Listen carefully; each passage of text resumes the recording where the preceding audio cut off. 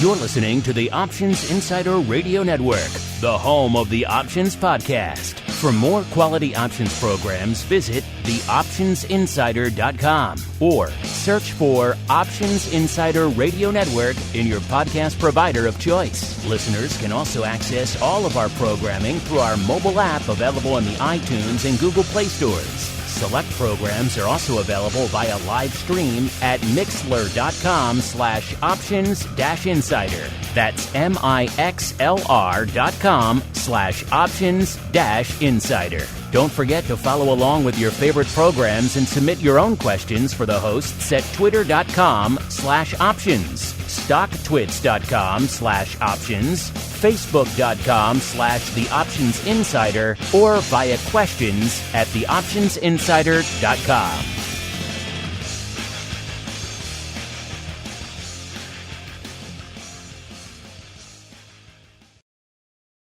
You wanted it, you got it. A radio program that helps teach you options trading inside and out, basic to complex. This is Options Bootcamp. Whether you want to learn how to protect your portfolio, generate income, or even become a master of volatility, the Options Bootcamp drill instructors will break it all down for you.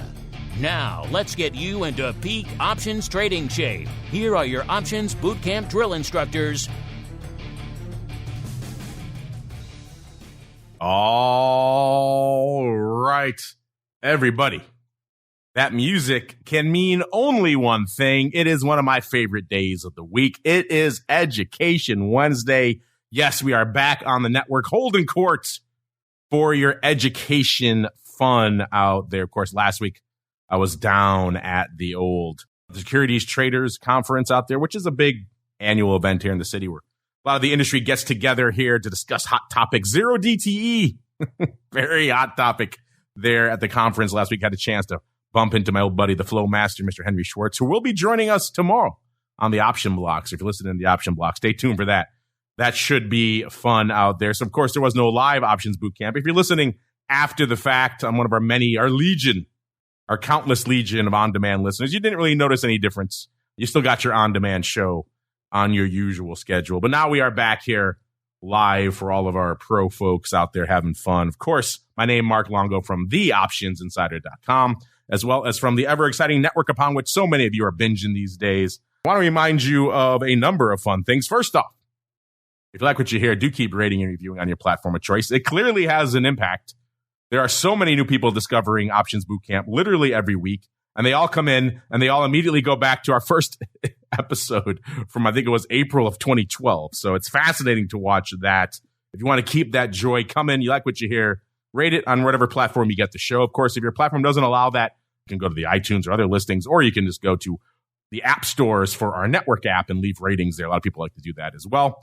And of course, if you're not listening to the full network, you're missing out on a ton of stuff. So make sure you upgrade there. That's all free. And then, of course, if you want to go above and beyond, you need even more content in your lives, including great pro Q&A sessions. In fact, we have another one coming up immediately after the show this week for all of our pro listeners. All of our pro folks are getting double pro Q&As this week just because we like you folks and because my producers hate me and want to work me to death out there. So if you have more questions about the world of options and how to trade these things, we'll be joined by the folks by Fidelity immediately after this show to answer a lot of those questions. Folks from their trading desk, so they're boots on the ground, their tip of the spear in terms of engaging with you, the retail customer out there. So fascinating stuff. Get those questions in. Of course, if you want to participate in all those and learn about future sessions, theoptionsinsider.com/pro is the place to go. As we now turn our attention south of this fine city, Chicago, still the options mecca. But, you know, outside in the hinterlands, you can find some mini meccas, including the paradise on earth known as Frankfurt, where we are joined once again by the black-hatted one himself, Mr. Dan Passarelli from Market Taker Mentoring. Mr. P, welcome back to the show. How go things in the paradise of Frankfurt, sir? Freaking fantastic. Just over here, we're trading earnings. We're chatting in our chat room. We're dreaming up new ways to trade. We're just everything's going swimmingly, man. Missed you down a stack last week, sir. But I did see your doppelganger. I thought for a second I was walking behind you. I almost yelled down the street to you But alas, it was not you, sir. You clearly have an evil twin lurking somewhere here downtown. So you need to find that man and kill him post haste. Well, it's a good thing you didn't grab his butt. That would have been kind of weird, but Yeah, that would have been weird. If we've learned nothing from sci-fi over the years, sir, is that you cannot have an evil twin running around. You got to hunt them down immediately out there. So yes, he did have a very jaunty step, so kind of assumed it wasn't you, but you never know out there. What I do know, though, listeners, is that you folks are having a good time with the show. We'd like to thank all you folks. I think this is one of our 5-star reviews. I believe one of our international podcast outlets out there. This comes from Miguel. He says 5 stars. I believe this was translated from Spanish. He says, I find this show very enjoyable and worth a listen. Well, thank you very much, Miguel, and everyone else who takes the time out there to rate and review the show. We love you folks as well. We've had a lot of feedback from you folks about all things volatility. We've been touching on this a lot. This is a very, shall we say, intriguing time to talk about all things vol. So we thought we'd do just that right now. A little bit of the old basic training. All right, Boot, it's time to get in line. What you're going to do is learn. You're going to learn how options work. Do you hear me? Yes, sir. You're going to learn options trading inside and out, basic to complex. There will be no failures. Do you hear me? Yes, sir. Pull in, prepare to learn. Yes, sir. All right, everybody, welcome to a little bit of the old basic training. Going to go a little bit above and beyond. This might be get a little bit more advanced, maybe 201, maybe touch on 301 out there, because we're going to explore the panoply of options that are available to you out there in the full spectrum of the volatility universe. Yes, we're going to explore the volatility universe today. Mr. Dan, are you ready? Do you have your explorer's jacket and hat on, sir? I do. I look like the man with the yellow hat over here, man. Oh, you're looking for Curious George? That's what your exploring is? You're looking for Curious George? We all have our own versions of exploration out here. But let's say we start with the big dog, the mothership that is VIX, Mr. Dan. How's that sound to you? I love the VIX, baby. Let's do it. Let's talk about it. When I say VIX to you, what leaps to mind to you? Let's do a little word association. What's the first thing that leaps to mind? Boy, it shouldn't take you that long to think of an answer. Give me another one. Let's do a Rorschach test. How about fear index? I would even have accepted volatility, something basic like that, right? Yeah. I mean, what I think is, I guess what I think of is just like trading was really the first word that came to mind, but that's kind of weird.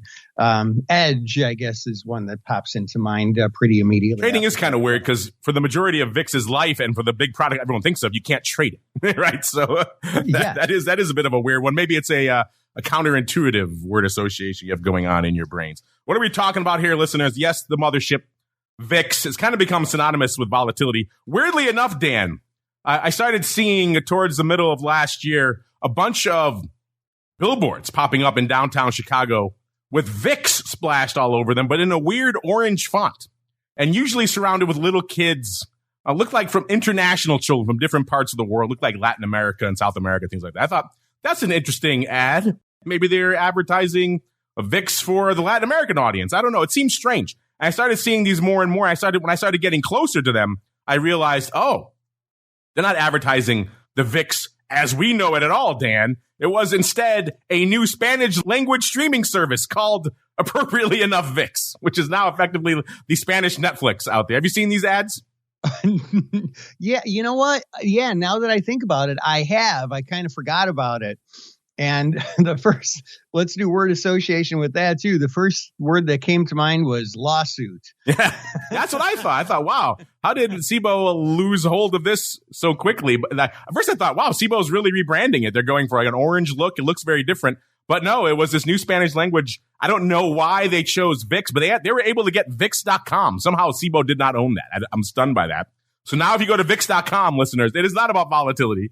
It is a Spanish language streaming service. So that also complicates when you're searching for VIX. It's kind of been gumming up the works a little bit, Dan. So I throw that out there to kind of warn our listeners. Sometimes when you're doing VIX searches, may not find exactly what you're looking for. But what the heck are we talking about with VIX? VIX itself, people might think it's kind of a new concept. It's actually been around for a long time. The VIX proper was actually launched all the way back in 1993, April 1st. of 1993. So actually April Fool's Day. Maybe no one took it seriously back when it launched. Now, back then, it was not what it is today. It was effectively measuring the front month at the money straddle of the OEX, which is an index most of you have never heard of. When Dan and I first walked on the floor of the SIBO, for myself, it was 97. I'm not sure when Dan first walked on. But back then, OEX was still kind of the big dog pit. The S&P 100 was just starting to transition over into the S&P 500. That started taking the reins. So most of you are familiar with that, the S&P 500, a.k.a. SPX or SPY, maybe a flavor you trade it more usually out there. But it is old. And for all that time, VIX was effectively just measuring this front month at the money straddle. So when I first learned about VIX in 97, it was this kind of weirdly meaningless number. You'd see it bandied about on CNBC and other places, and you'd say, why is CNBC talking about effectively the front month straddle in the OEX? You can't trade it. It's an arbitrary number. It was just very strange to me. But they got this cachet around it because they started adding this moniker to it of the fear gauge. And once they started calling it that, it really started to get some resonance, and more media outlets started to run with it, even though they really had no idea what they were quoting. If you asked them what a front month OEX straddle was, they'd probably say, I have no idea. But that is exactly what they were quoting out there. Dan, do you remember those early days of VIX when it was kind of a meaningless abstract number, sir? I do. I mean, as a floor trader, though, and I started in 93, which is when it rolled out. So I know you are far more ancient than I, so that is why. Yeah, well, yes. The youngsters like Mark over here who are wet behind the ears. We millennial kids, we Gen Zers, we don't know what that stuff is. That's right.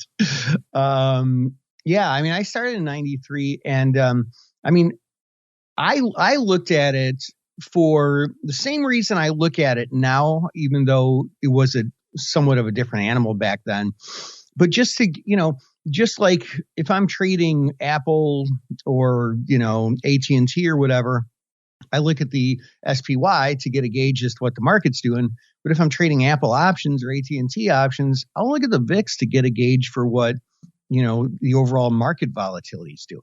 Which leads us into our segue. SIBO realized this thing was starting to catch on, and the fear gauge was a popular moniker. So they said, maybe we should update this thing to be more reflective of the modern environment. So back in 2003, that's how recent it was, September of 2003, they revamped the VIX and launched the quote-unquote new VIX. It has now been updated many times since, but that is effectively the new VIX. So the first big change they made was they switched it from the OEX that was already diminishing. No one really cared about the S&P 100 anymore. They switched it to the SPX, the S&P 500. So that was already a very important change. It was now on an index most of you had heard of and reasonably could be expected to pay attention to. And B, they made some tweaks to it, including the fact that they thought not just the at-the-money straddle anymore, the front month at-the-money straddle. They thought the options around it also had some value. So they also incorporated the out-of-the-money calls and out-of-the-money puts, near the money, or the reasonable out-of-the-money. I use reasonable in air quotes because we'll kind of come back to that. That's been kind of one of the changes that has been dogging VIX ever since. And in the years since September of 2003, they have updated it multiple additional times to incorporate the weeklies and try to reflect the modern volatility landscape. But of course, that update they make back in 2003, that incorporation of the skew, the calls, and a lot of the out-of-the-money puts, that's where some of these lawsuits you may have seen have come from. People accusing it of being manipulated because you see weird prints going up in seemingly worthless puts right before VIX settlement. You used to see this quite a bit. And people used to accuse them, using those puts to try to game the settlement of VIX. And it was a whole thing. It still is contentious, even though SIBO has won pretty much most of these lawsuits out there that contended that at least SIBO was trying to manipulate it. They have won those lawsuits. Whether or not those prints are driving VIX around, that's another open debate, a very contentious issue in the world of all things VIX, which is why we always say on our shows, if you have options positions going into settlement, just close them out or roll them. You don't want to be around for settlement. It is still very much a crapshoot. The big question now everyone has is, of course, how are they going to maybe update VIX, the calculation, to take into account all this flow that's going on in the zero-day contracts? That's a big question right now.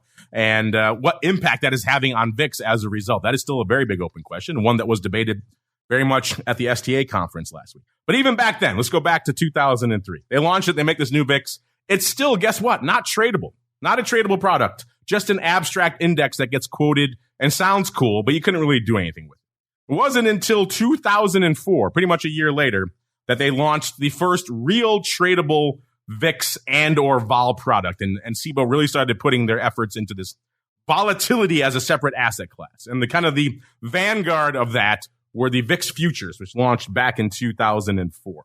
We're talking about futures. So Dan, I guess let's get into the very scary terms that you have to know when you're talking about not just VIX futures, but all futures in general, which are backwardation and contango, sir. Do you want to walk our listeners through those very scary terms, sir? Yeah. Let's do it. So, these are terms that were, not borrowed from the commodities market. I mean, they're futures terms, and we're talking about futures here. They're just terms that we're not really used to. Before VIX futures were launched, we weren't really used to talking about. So the best way to think about contango and backwardation is to consider like a physical product. Okay, like corn, right? Like that's, if I'm not mistaken, that's the biggest futures contract. It's one of them anyway. So corn, when they harvest it from the ground, they somebody buys it, like a grain elevator buys it, and they store it for a certain period of time. They have to pay insurance on it. And they have to pay rental fee on the grain elevator. Like it costs money to hold that, right? So if you're going to buy something later in the future, you've got to pay some of those costs that are associated with it, right? Like the person selling it to you isn't going to sell it to you at today's price and withstand all those costs. So logically, with a lot of physical futures, the futures price is higher as you go out further in time to account for what's called the basis, just the cost of storing it and interest rates and insurance and all that. When that's not the case, when the futures prices are lower, then that kind of doesn't make sense. That's backward of what you would think, about a physical contract. So we call that backwardation. And we just took those terms and applied it to the VIX. Not that there's really necessarily a cost associated with holding VIX. VIX is just a number. It's really kind of a concept, actually. But people are more willing to pay money for insurance going into the future. And so we tend to see people more willing to pay a little bit more for those longer term hedges, because we can use VIX for a hedge, which I imagine we'll talk about later in the show. And so contango is a very natural thing a lot of the time when it comes to the VIX futures term structure. I know that's kind of a long explanation, but I like to be really clear about this stuff. So why are we telling you all this? Why are we scaring you with these scary terms, backwardation, futures, term structure? You say, I don't trade futures. I don't care. You should care about the VIX futures in particular. On our Volatility View show, and again, if this stuff intrigues you, we have a show every week on the network, airs live on Friday. You can check it on demand wherever you get the network content. And that goes into all this content in a lot more detail. But we've often joked many times on that show. The answer to all of your market and volatility questions is lurking somewhere in that VIX futures term structure, aka the volatility surface. You just need to know where to find it. And as Dan mentioned, contango and backwardation. Contango is the normal setup for most futures products, and that's also normal for VIX futures. And when things are normal, that tends to be what you see. In fact, I pulled it up right before showtime. We have VIX cash, which is kind of the abstract index we were talking about, not the tradable product. So if you see VIX quoted on most of your outlets, they're just quoting that cash number. That's hanging out about in 1985. That's also weirdly enough where the Feb front month future is hanging out. And then even though that future has a little bit more time to go before expiration, usually you see the future come closer to the cash right before expiration, but they're hanging out about the same level right now, which is kind of weird. But from there, we see pretty much a nice, gently sloping upward curve here for the volatility surface. One thing you can look at when you're looking at the volatility surface, listeners, is look for little bumps, little aberrations, because that's the first sign that will tell you the market is pricing in something weird there. There's something weird afoot. You will traditionally see that around, let's say, known volatile events like elections. Could be midterm elections, definitely around a presidential election here. You will see bumps and spikes around that period in the term structure. Right now, we're not seeing any of that. It's just a pretty much gently sloping line all the way up. So we're at about a 1985 right now in the front month. If you go all the way out to, let's say, October of next year, getting back to that contango, that upward slope Dan was just talking about, we're seeing the October future right about a 23.20. So you can see they are pricing in a premium for volatility into the future out there, but nothing aberrant, nothing crazy right now. That is pretty much the slope you should expect, and why you should also pay attention to contango and backwardation, because it affects a lot of the other products we're going to talk about going forward. All right, so now we have the VIX futures. You can go out and buy those if you were so inclined back in 2004, and that was kind of your first real tradable vol product. There were no VIX options even. You had to wait another pretty much 2 years to get your hand on the first real volatility option. That was VIX options, launched back in July of 2006. So that was a long period, revamping VIX in 2003, futures in 2004. Options didn't come along until a couple of years later. So if you were trying to trade vol back then, it was very limited. You could do, obviously, delta hedge straddles in the SPX, but that was for a very limited institutional audience, not for your retail folks out there. So this was kind of the only game in town, and they kind of grew slowly over time. Now, of course, VIX options, a very robust ecosystem. They've added other products along the way. They added weeklies back in July of 2015. So that was kind of the last really major addition to the VIX options suite. Now, so you have your VIX mothership. What else is out there that you want to trade? Well, one of the big ones, one of the one Dan has mentioned in the past as one of his favorites, is a product called VXX. Now, what is this? First off, this is not an ETF. This is an ETN. This is an exchange-traded note. A somewhat important distinction for a lot of you out there, but a lot of people lump it in with an ETF. It is not. It is an exchange-traded note. What does this do? It attempts to replicate effectively a VIX futures position. So this was a way for maybe some of you out there, you say, I'm interested in volatility. I'm interested in the VIX futures, but I don't have a futures trading account. I don't want to open one. I just don't want to deal with futures. The pain in my butt. I don't want to deal with it. How can I do this in my securities account? Well, the VXX folks rolled along and said, hey, we're here for you. We will allow you to do this out there. And VXX, for a while there, really took off. It did a lot of paper out there. There were times when VXX was one of, if not the most popular, exchange traded products going up out there in terms of just volume and the underlying. And indeed, certainly on the options front, there were days when VXX could eclipse VIX itself, which were kind of interesting days. And why is it important to know, again, your contango and your backwardation? Because it very dramatically impacts this product. Now, if you're out there trying to replicate some sort of VIX futures position, what you have to do if you're the provider of this product, listeners, you have to rebalance it, and you have to effectively keep rolling it. You have to kind of pretty much continually go out and effectively buy something that is analogous to the second month out futures, and then, of course, sell the front month futures to keep rebalancing that position and keep rolling out your future. So what are you doing? You're going out the contango curve. You're going up that curve, right? So now you're going out a little bit. You're buying a more expensive future, and you're eventually selling it when it's cheaper, when it's down to that front month position. So that is called roll yield, in this case, negative roll yield. And over time, that dramatically impacts a product like VXX. All things being equal, in a traditional contango environment in the futures, you should expect VXX to constantly erode over time, which is why this is a product that we always counsel. This is not a buy and hold. This is not a set it and forget it product. You buy it. Oh, I have a great surrogate for VIX futures in my account now. I can just watch this. This is my volatility exposure. I can go on and trade other things. Now, this is a short-term trading vehicle and definitely not a set it and forget it buy and hold type vehicle. Now, Dan, you've always been a big fan of VXX, probably a little bit more lukewarm on it lately. Why don't you walk our listeners through why you like it and maybe why you've kind of turned away from it lately? Yeah, so I was trading VIX fairly heavily, VXX rather, fairly heavily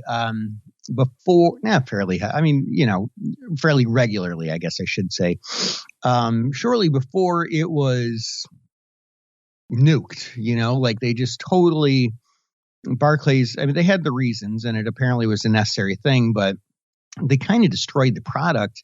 And they kind of destroyed a lot of the whole volatility product. What's the word I'm looking for? just product structure, like the VIX stopped trading for a while. And so like once VXX became untradeable, because Barclays, basically they stopped redeeming shares on it.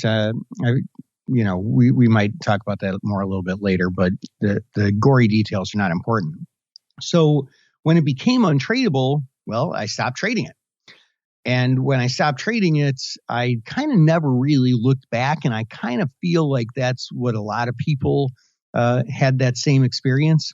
They just sort of like, oh, well, this trade is dead, so I'm out. And now that it's kind of resuscitated again, I don't know. I got all these other things that I'm trading that sort of took its place that are working and I'm, making money on. So I don't know. I haven't really revisited it yet.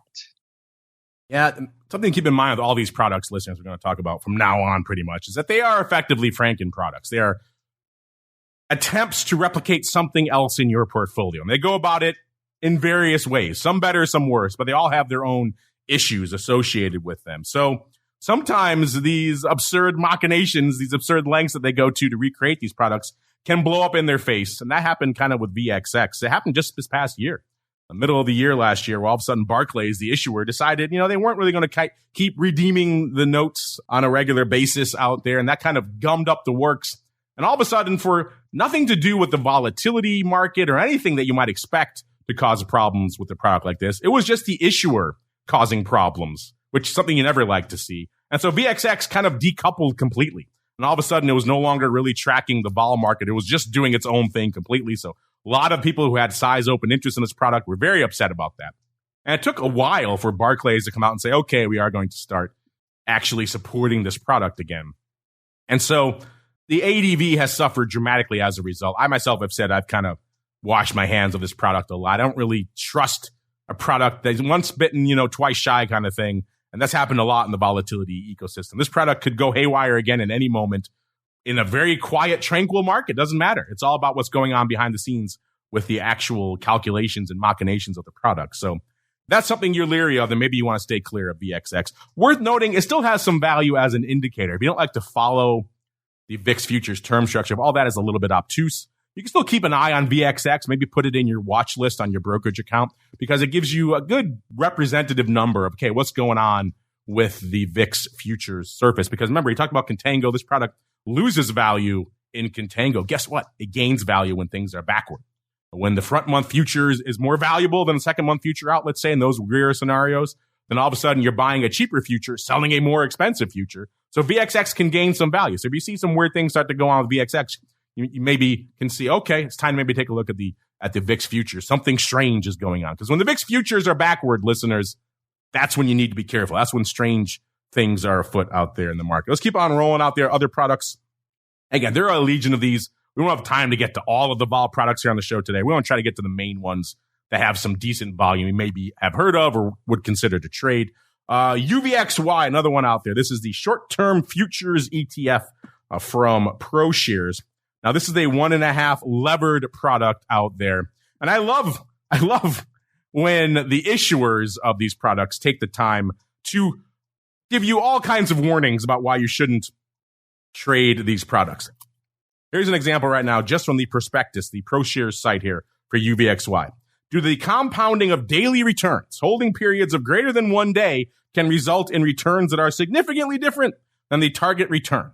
And ProShares returns over periods other than 1 day will likely differ in amount and possible direction from the target return for the same period. All that a long way around, a lot of legalese to saying this is not a buy and hold product either, even more so than VXX, listeners. This is a quick trading vehicle and probably not one you want to own. This is a product, remember we talked about that rebalancing impacting the VXX negatively. Well, this is a levered product. This goes doubly for UVXY. This product, left to its own devices, wants to go to zero. This is a product that has erased and wiped out more market share, more market value, more market capitalization than almost any other product on the planet. This thing over time will go to zero, which is why you see so much open interest in the puts out there, why they also have to keep reverse splitting it so often. In fact, they're poised for another reverse split at any moment now. Everyone's waiting for the reverse split to come because UVXY trading at about $4.93 right now. When it gets below 10, people start losing the real interest to trade it because there's not much downside left. So they have to reverse split it and people start trading the puts into the downside again. So this is a product that wants to go to zero very quickly. You're a little bit more savvy vol trader. You like speculating on the product eroding very quickly. Then UVXY is an intriguing one for you. Dan, you ever sling or play around with UVXY, sir? Yeah, I did. And I mean, it's more intense. It's kind of fun. And so, I mean, for people who are interested in trading VIX products, volatility products to be more accurate, it's worth looking into. It's one that I've talked about in some of our classes. I don't really talk about it a lot, but yeah, there are some features that I like about it. Just that you do get a lot more movement out of it. It's an interesting one. It's interesting. It's not for the timid. It moves around a lot. Also, the options, if you're trying to buy puts, let's say, for example, to speculate on some downside, they're going to be more expensive. This is not, the market makers are not fools. They know what happens in this product. So they're going to price those accordingly. So if you come in and just buying outright puts, this thing can go up. It can spike up if VIX spikes. So you can get caught. We have seen a lot of times on our Volatility View show, UVXY just hanging out right near a strike. And we see tons of open interest on the put side right on that strike. And we know it just ticks up right before expiration. All that OI goes out worthless. This is a very potentially heartbreaking product out there. So if you're going to trade it, small allocations at first, get your feet wet out there. You probably want to do spreads against it, maybe downside put spreads or put flies, perhaps even better, to try to mitigate a lot of that outlay out there. If you just straight buying puts out here, it can work, but it also can get very expensive. Also, pro tip, don't mess around with it right now and it's hanging out sub $10. Things get a little wonky. That's where the pros tend to back off and fools rush in where the pros fear to tread. Wait till it reverse splits back to at least a 20, hopefully maybe a 40. And then you can kind of dive back in on those very, very juicy puts and have a good time. SVXY, kind of the sister product of this. This was kind of an early inverse vol product. So a negative vol product. So vol goes up, SVXY goes down. The reason why I kind of didn't really even want to talk about this one is this one back in the Volmageddon, VIX-mageddon, Vol Apocalypse, call it what you will, listeners, of 2018. If you don't know what that is, go look it up. Type Volmageddon or just VIX in 2018 into your Google machine. You'll see right away what the heck we're talking about. That's when Vol blew up and a lot of products got annihilated, including SVXY. I had some upside call. A lot of people had upside call. That's what you bought this. That's what you traded this thing. You bought upside calls to capture kind of the inverse downside in all things VIX. And they came out in the middle of the options lifespan, which I had yet to really see again. And it was still very unprecedented from the folks over there at OCC allowing this to happen. And they effectively came out and they neutered this product. So when you bought the options on SVXY, you were buying effectively a one-to-one inverse product. And mid-cycle, they came back and said, no, this is actually now only a half leverage. So we cut the leverage effectively in half of this product. So these options that you bought now, yeah, they're all worthless. And so that was kind of a bitter pill for a lot of people to swallow. I have never traded SVXY since. I don't like seeing that kind of thing where people can kind of just change the rules of the game at the outset. You have a contract. You bought that contract with all intentions of it being honored. And the rules were changed. The terms of that contract were changed mid-cycle with no warning, no input, anything like that. Never really seen that again like that. So this one is a weird one. Most people have kind of washed their hands of it. So not going to spend a ton of time talking about that. Another one, though, again, a lot of these products we're going to talk about here, you don't want to buy and hold these bad boys. Let's get out to some other one. Inverse, though. Inverse vol, kind of a contentious area. There was another product that went the way of the dodo back in 2018 called XIV. This was the big inverse volatility product. Everyone and their mother and their grandmother had this thing. There were financial advisors recommending it to retiree accounts. It got far too popular. People had no idea what they were trading. What happened back in that Volmageddon of February 2018? VIX exploded, I should say, and the inverse product got, of course, annihilated as a result. They ended up delisting it. So all the people who had bought this product thought they had a great vol exposure, had no idea what the hell they were buying. They all got wiped out. And so people were very hot under the collar in the industry about this product. They thought maybe inverse vol should go away, that maybe this was too much to put in the hands of your average retail customer who didn't really understand what they were trading. So a lot of people were very vocal that this kind of product should really never come back in the non-neutered kind of version of SVXY that we have now. But it did come back last year. SVIX was launched. So this was the return of effectively XIV, the return of full-on inverse vol. And people were hot under the collar. If you listen still to our Options Playbook radio show on the network here, the sister show of this one, our buddy Mr. Overby there, he hates inverse vol. He thinks that these products should not exist. So there still are a lot of people in the space who think these products are too dangerous. But what we've seen out there is effectively they made a lot of noise when it launched back in March of last year. But since then, kind of a bit of a whimper. The underlying hasn't done too much, and the options not really doing much at all. Dan, first off, are you a fan of all things inverse vol, or do you think these products never should have come back? And then what are your thoughts on all things SVIX? Well, I mean, I don't know. I mean, I never really understood inverse anything products. I just think they're so gimmicky. I mean, it's for people who don't know what puts are, and if you're trading a volatility product, you better know what puts are. Like, you better really deeply understand options or you're just going to get eaten alive.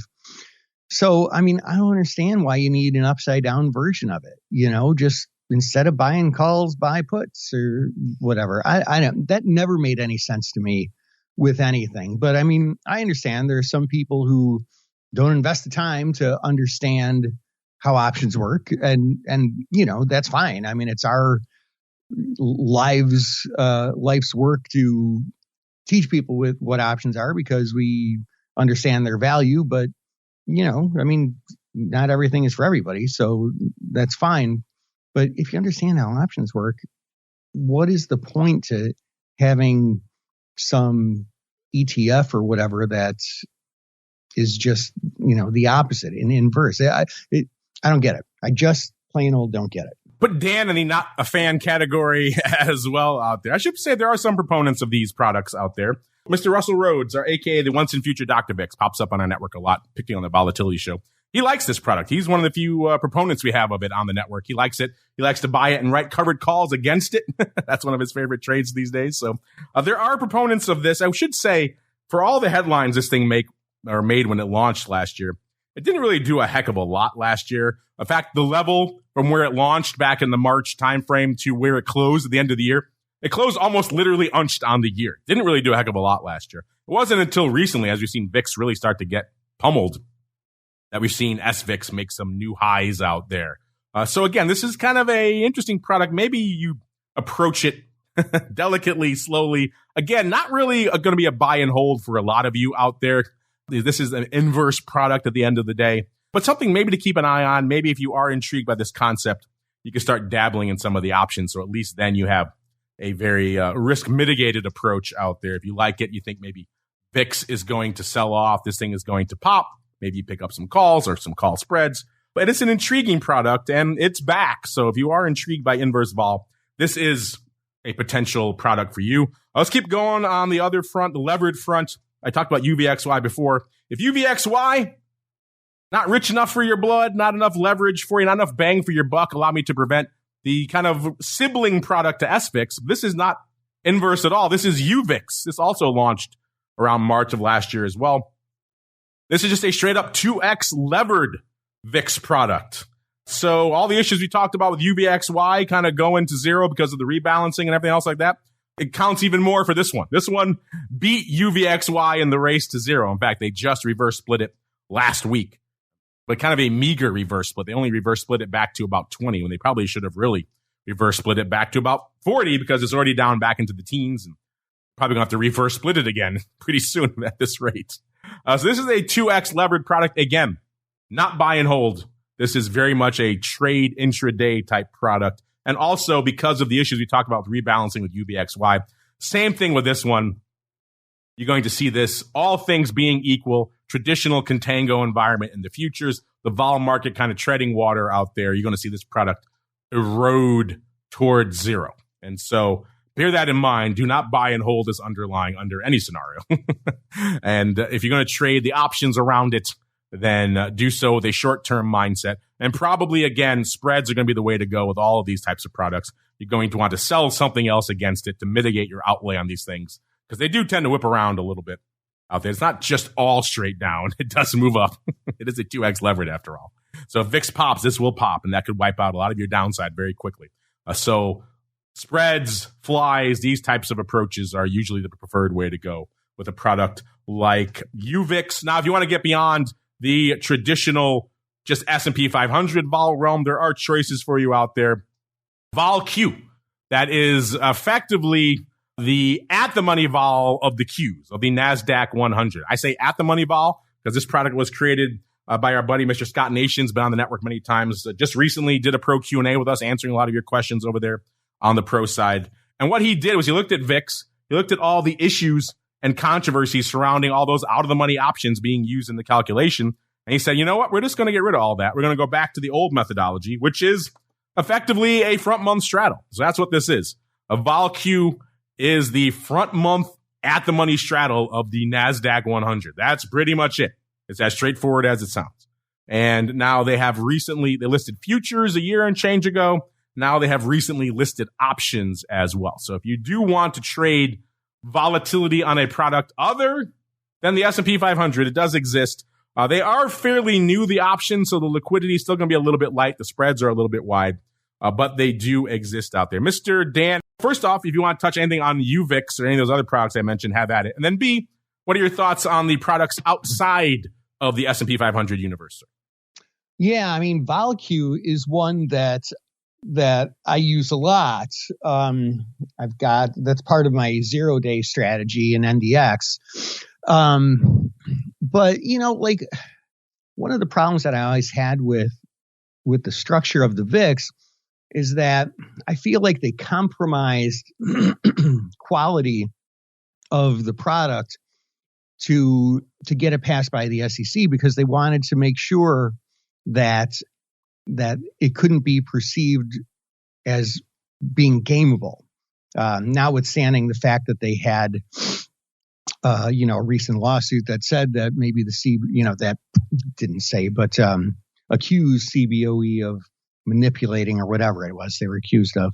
And because they take in so many strikes, which ends up giving the VIX an inflated value, which is sort of a longer story that we can elaborate on if we have time, but also that the settlement price for the VIX, like VIX products, is the expected future value of the VIX. It's just, I remember talking to some of the financial engineers at the SIBO back when these things were being launched, saying, like, it would be so much better if the underlying was the actual spot VIX. But, they didn't do that. So any products that are designed better than that, I'm a big fan of. Yes, you mentioned that spot VIX, that cash VIX. We should point out again, listeners, you really cannot trade. You cannot go out and just buy the cash VIX. There's all these other obtuse ways that have been created to allow you to try to replicate that. The futures, the options on the futures, all these other ETNs and ETFs out there. But you cannot go out and just go buy VIX, the cash VIX. It does not exist, at least for this foreseeable future, will not exist out there in any sort of product for a variety of reasons that are too lengthy to get into here on this show. But intriguing stuff nonetheless. I mentioned VolQ. I should also mention, if you want other varieties, Dan mentioned kind of the different ways you can calculate these things. If you want a different way to calculate these, then you can also look at some new products as well. Talked about these a lot on our Volatility View show last year. These are SPKX and SPKY. These are similar. SPKX, think of it as kind of similar to VXX, and SPKY, kind of similar to the 1.5 times levered products out there, like your UVXYs and stuff.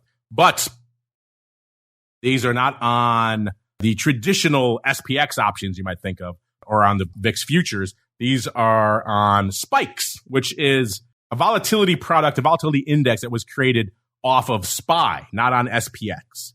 So that moved it away from a proprietary product like SPX. It also got rid of a lot of the issues with the puts and all the other things that people thought were kind of gaming and gumming up the calculation with VIX out there. They got rid of that with spikes.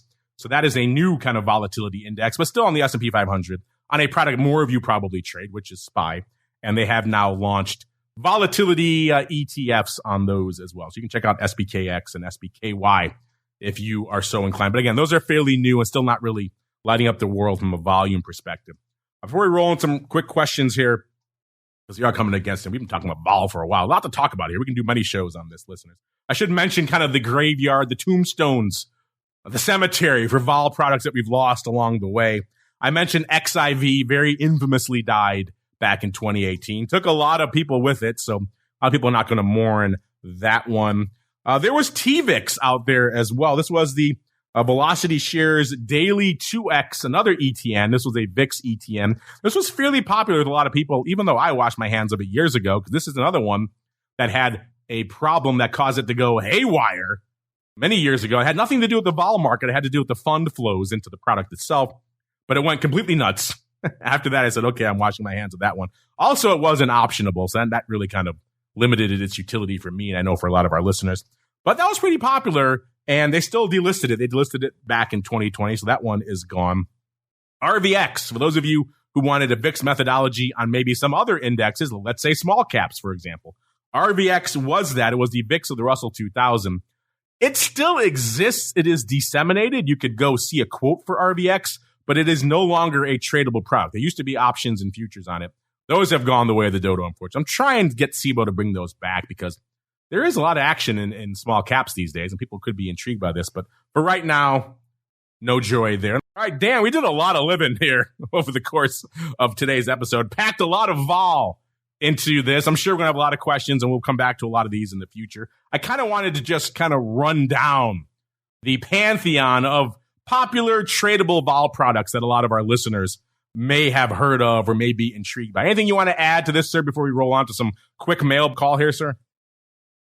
Just the most important thing is this stuff is really, really complicated. And if you're going to trade these VIX products, two things that almost seem counterintuitive, but they're not.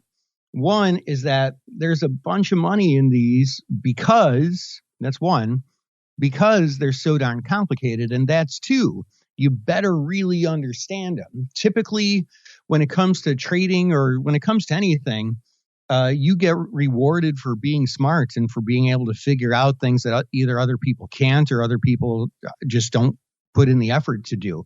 So if you don't want to try and really master the volatility product that you're trading, skip it or you're going to get eaten alive. But if you do put in the effort, they can be a really, really nice part of your trading, rhythm. What's part of our show rhythm are you folks. So let's get to you now, a little bit of the old mail call. Mail call. Time to look at questions submitted by our listeners.